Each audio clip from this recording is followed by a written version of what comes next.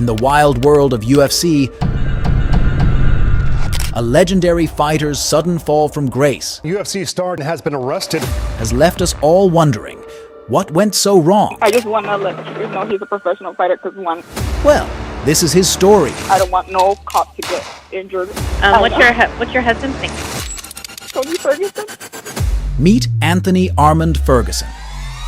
He's the scariest guy at 155 in my word. I agree. He was born on February 12, 1984, and is a well-known American mixed martial artist who is famous for his success in the lightweight division of the Ultimate Fighting Championship, UFC. He once held the title of UFC lightweight champion.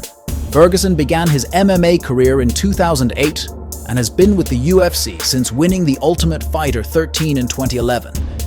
He's skilled in various martial arts, like freestyle wrestling, boxing, jiu-jitsu, Muay Thai, and Wing Chun, making him a strong competitor in the octagon. Ferguson started his pro MMA journey by fighting in smaller California-based organizations in 2007. Some important moments in his early career include a victory against kickboxing champ Joe Schilling and a defeat to Karen Darabadian, who would later go on to compete in the World Extreme Cage Fighting, WEC. Ferguson tried to get on the UFC's show called The Ultimate Fighter several times. In 2010, he was finally chosen to be part of Season 13 because he had a good 10-2 record as a pro fighter and had won the welterweight championship in pure combat. On the show, he fought in the welterweight category. Ferguson joined Team Lesnar for a competition called Team Lesnar's Team Dos Santos. He was their third choice. In his first fight, Ferguson knocked out Justin Edwards in the first round to win. Then, in the quarterfinals, he faced Ryan McGillivray and won with a TKO in the first round. In the semifinals, he fought against Chuck O'Neal and won with a TKO in the third round, which allowed him to make it to the final round. Ferguson had his first fight in the UFC at the Ultimate Fighter 13 finale. He faced Ramsey Nijem to decide the winner of the Ultimate Fighter 13. Ferguson won by knocking out Nijem in the first round, earning himself a contract with the UFC and a bonus for the best knockout of the night. After his first fight, Ferguson went back to the lightweight category. On September 24, 2011, at UFC 135, he fought against Aaron Riley. The fight was stopped after the first round because Riley said he had a broken jaw, so Ferguson won by TKO. He won his next fight with a Darce choke submission in the first round and got his first Submission of the Night award. After that, he fought Katsunori Kikuno on May 24, 2014 at UFC 173 and won with a knockout in the first round. Later, he was supposed to fight Danny Castillo on August 6, 2014 at UFC 176.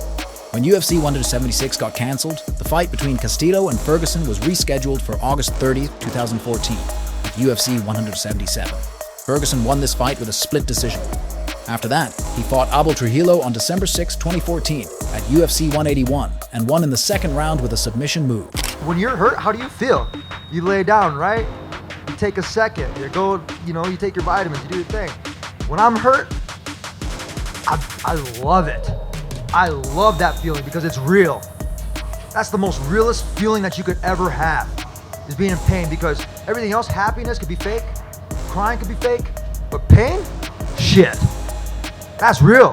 Ferguson fought against Josh Thompson on July 15, 2015 at UFC Fight Night 71. He won the match with all the judges agreeing, and he also got his second straight performance of the night bonus. Later, he was set to fight Khabib Nurmagomedov.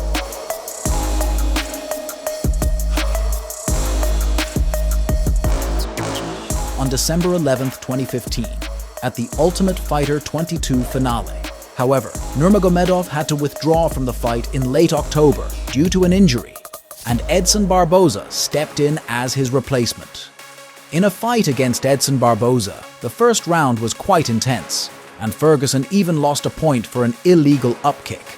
However, in the second round, Ferguson won with a DRC choke submission.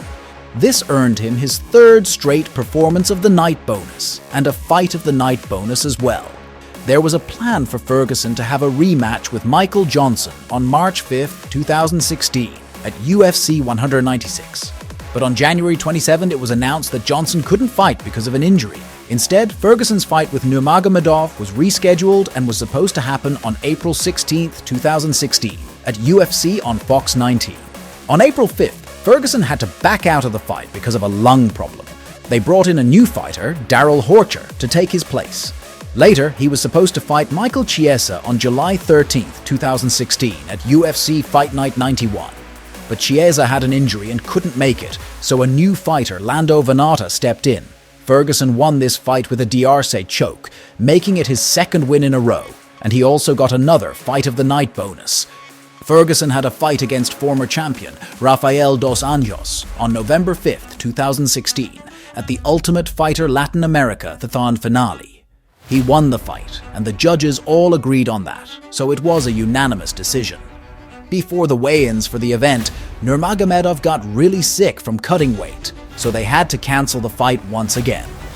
Ferguson then fought Kevin Lee on October 7, 2017 at UFC 216 for the interim UFC Lightweight Championship. He won the fight in the third round with a triangle choke submission. Then, he fought Anthony Pettis on October 6, 2018 at UFC 229. Ferguson won this fight after 2 rounds because Pettis' coach told the referee that Pettis had hurt his hand and couldn't continue.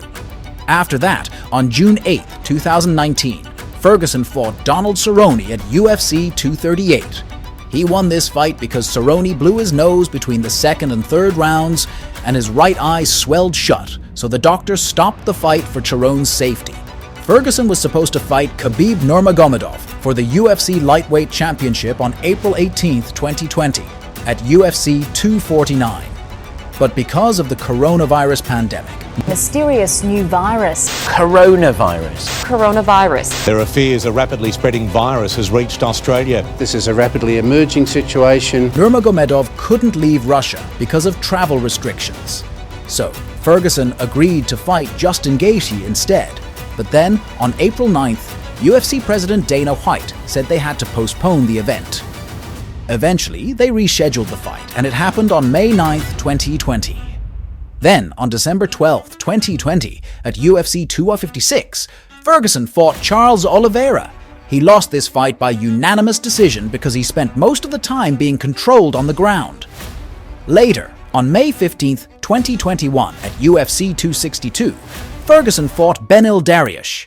He lost this fight by unanimous decision, once again being controlled on the ground for most of the fight. Ferguson fought against Michael Chandler, a former Bellator lightweight champion, on May 7, 2022, at UFC 274. Even though he had a good first round, Ferguson lost the fight by knockout in the early part of the second round. He was set to go back to the welterweight division and face Li Jingliang on September 10, 2022, in the co-main event of UFC 279. Instead of facing Khamzat Chimaev, who couldn't gain weight, Ferguson moved up to the main event to fight Nate Diaz. Sadly, he lost this fight because of a guillotine choke submission in the fourth round. After that, Ferguson went back to the lightweight division to fight Bobby Green at UFC 291 on July 29, 2023. Unfortunately, he lost this fight too, because of a technical submission from an arm triangle choke in the last few seconds of the third round. With that said, thank you for watching. Don't forget to like and subscribe to our channel.